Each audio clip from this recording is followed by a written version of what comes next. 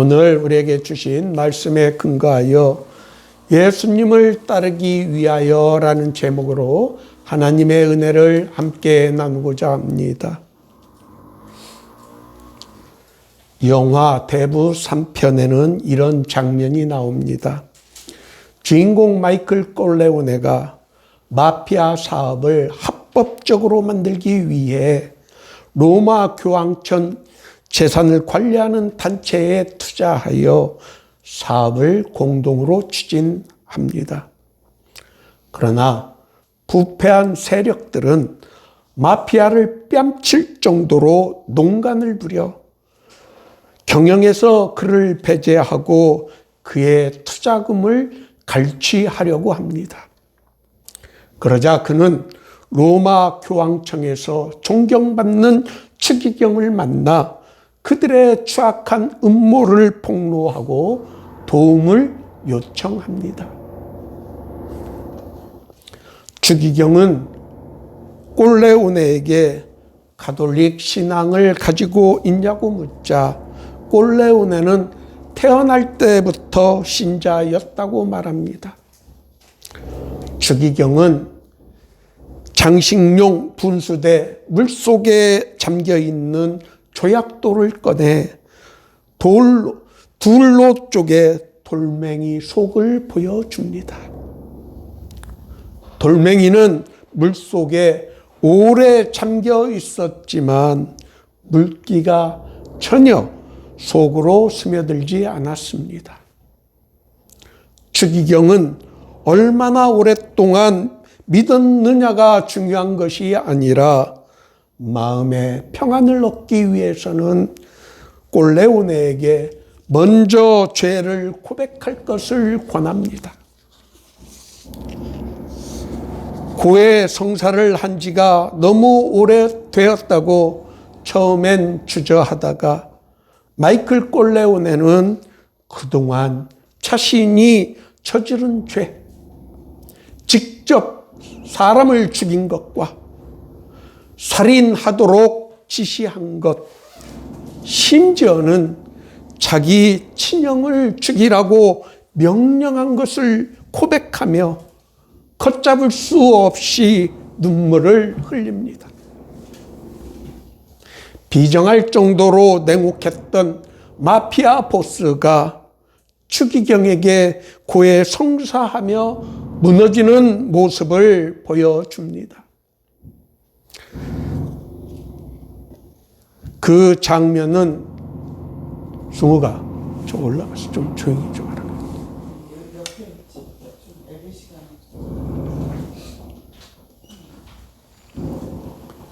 그 장면은 인도 선교사 썬다싱이 영국을 방문했을 때 했던 설교와 오버랩됩니다. 썬다싱 선교사는 설교에서 물속에 잠겨있는 돌멩이를 깨보면 속은 물기가 전혀 스며들지 않아 말라있는 것처럼 서구인들이 비록 오랫동안 기독교 문명권에서 생활했지만 영적으로 메말라 있음을 질타하였습니다. 우리의 모습은 어떻습니까? 믿음 생활을 오래 했다고 자부하고 또 교회 출석은 열심히 하지만 물속의 돌멩이처럼 우리의 내면은 메말라 있지는 않습니까? 왜 이러한 현상이 일어날까요? 하나님의 은혜를 제대로 깨닫지 못하고 그 은혜를 은혜되지 못하게 우리 스스로가 만들고 있기 때문입니다. 바울 사도는 에베소서 2장 5절에서 너희는 은혜로 구원을 받은 것이라 라고 하였고 또 2장 8절에서 너희는 그 은혜에 의하여 믿음으로 말미암아 구원을 받았으니 이것은 너희에게서 난 것이 아니요 하나님의 선물이라고 하였습니다. 오늘 본문은 마태, 마가, 누가, 복음에 모두 기록된 말씀입니다. 베드로의 신앙 고백을 들으신 후에 예수님께서는 아무든지 나를 따라오려거든 자기를 부인하고 날마다 제 십자가를 지고 나를 따르라고 말씀하셨습니다. 이 말씀은 신앙 고백을 들으신 후에 하신 것입니다.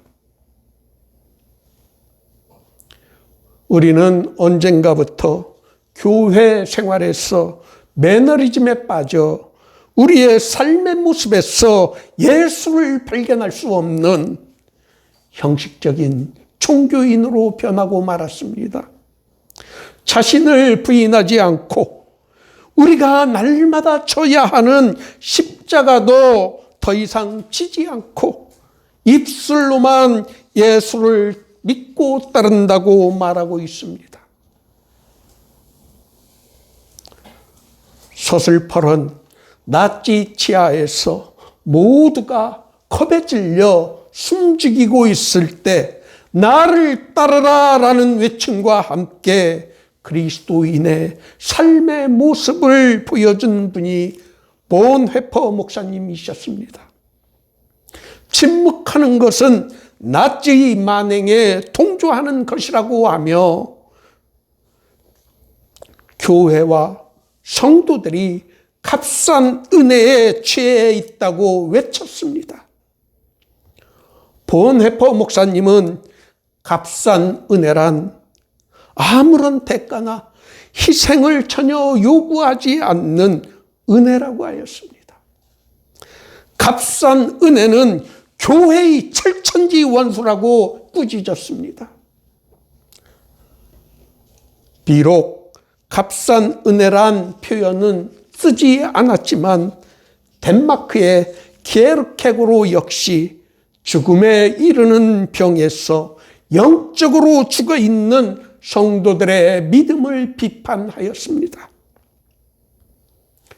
자기를 부인하지 않고 십자가도 지지 않고 오로지 부흥과 번영만을 추구하는 신학이 교회의 강단을 지배하게 해서는 안 됩니다. 예수 그리스도를 주님으로 고백하는 우리들은 하나님의 은혜에 어울리는 결단하는 모습을 보여주어야 합니다. 오늘 본문 말씀이 바로 그것을 촉구하고 있습니다. 아무든지 나를 따라오려거든 자기를 부인하고 날마다 제 십자가를 지고 나를 따를 것이니라. 제가 어렸을 때는 시골 장터를 떠돌며 약을 팔던 사람들이 있었습니다. 구경거리가 별로 없었던 그 시절에 약장수가 동네에 들어오면 어른 아이 할 것 없이 많은 사람들이 몰려들었습니다. 마술을 보여주고 간단한 서커스 공연도 하고 만담, 요즘 말로 코미디로 사람들을 웃게 만들었습니다. 어느 정도 분위기가 무르익었다 하면 자신들의 본업인 약을 팔기 시작하였습니다. 그들은 정말 탁월할 정도로 말솜씨가 뛰어나 사람들을 현혹시키는데 특화가 된 사람들이었습니다. 그래서 말 잘하는 사람을 약장수 같다고 속담 아닌 속담처럼 이야기를 하곤 했습니다. 그러나 그 사람들이 판 약은 결코 좋은 약이 아닌 경우가 많았습니다. 약장수들의 현란한 말솜씨에 넘어가 약을 산 뒤에 집에 돌아와서 후회한 사람들도 있었습니다. 예수를 따르기 위해 해야 하는 일이 있습니다. 예수님께서 부르실 때 요한과 야고보 사도는 그들이 곧 배와 아버지를 버려두고 예수를 따랐다라고 하였고, 또 베드로 사도는 예수님께 우리가 우리의 것을 다 버리고 주를 따랐다라고 말하였습니다. 오늘 말씀은 예수를 따르기 위해 자기를 부인하고 십자가를 져야 한다고 가르쳐 줍니다. 예수를 따르기 위해선 자기의 것을 다 버리고 자기를 부인하고 날마다 제 십자가를 져야 합니다. 이처럼 예수를 따른다는 것은 대가가 따릅니다. 예수를 따르기 위해 대가를 치러야 하는 것을 애써 외면하는 것은 복음의 가치를 훼손시키는 일로 하나님의 은혜를 헐값에 팔아버리는 행위입니다.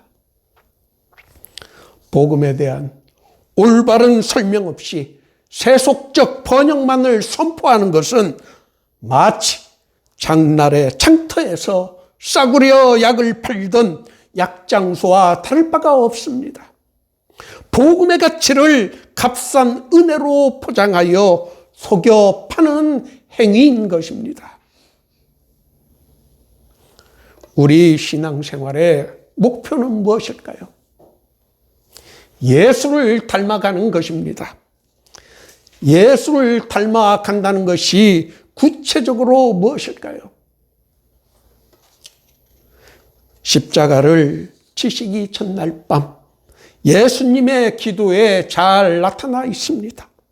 내 아버지여, 만일 할만하시거든 이 잔을 내게서 지나가게 하소서.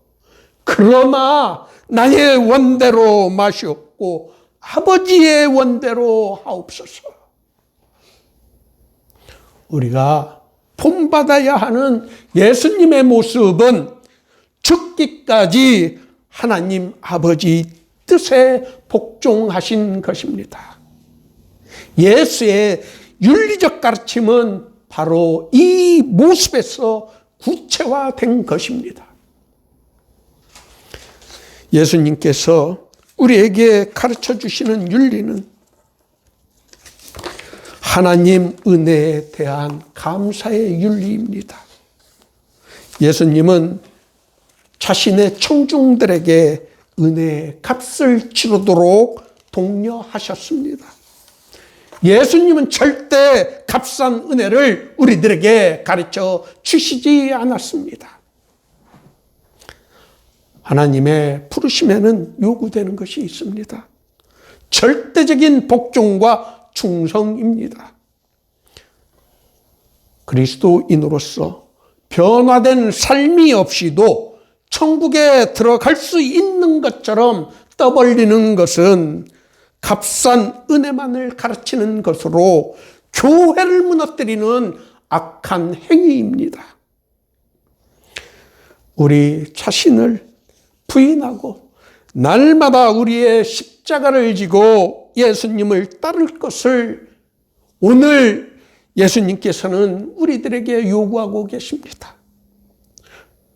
우리 모두가 이런 삶을 살겠다고 결단하고 부르심에 복음에 합당한 생활을 할 때